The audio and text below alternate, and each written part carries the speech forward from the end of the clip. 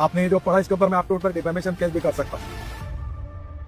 आप लोग को बताना चाहिए था जनता को कि तुम्हारी गाड़ी में E20 डल रहा है। अब मैडम जल्दी मत करिए, थोड़ा समझ लीजिए। ठीक है, आप बताइए, लेकिन मगर सवाल तो आएगा सर। पहले तो नितिन गडकरी जी ने कभी ये बात नहीं मानी थी कि एथेनॉल से माइलेज कम होती है। जब हरदीप पुरी जी ने ये बात मानी, कब उन्होंने मानी? ब्लेंडेड पेट्रोल जब यूज कर रहे हैं तो माइलेज कम होगी कि नहीं, बस इतना ही पूछा मैंने। आप गलत बोलती हो, फिर समझो। देश की जनता अभी सीरियसली कंफ्यूज है कि नितिन गडकरी जी के पास पेट्रोलियम का कारभार है कि इनके पास ट्रांसपोर्ट का डिपार्टमेंट है। आप एथेनॉल के ब्रांड एम्बेसडर बन के बैठे हुए हैं। सेंट्रल एक्साइज भी कम किया है एथेनॉल ब्लेंडेड पेट्रोल पर, इसके बावजूद भी पेट्रोल के दाम कम क्यों नहीं हुए? ये सब सवाल आप पेट्रोलियम मिनिस्टर को अच्छा, पूछो। ये बढ़िया है। अभी आप देखो, आप क्या करती है? हाँ। आप तबला रग्गा बजाती है। अरे क्या तबला बजाती हूँ आप मैं? अभी मुझे पूछ रहे हैं कि तुम पेट्रोलियम मंत्री हो गए, ये भी तुम बोलोगे?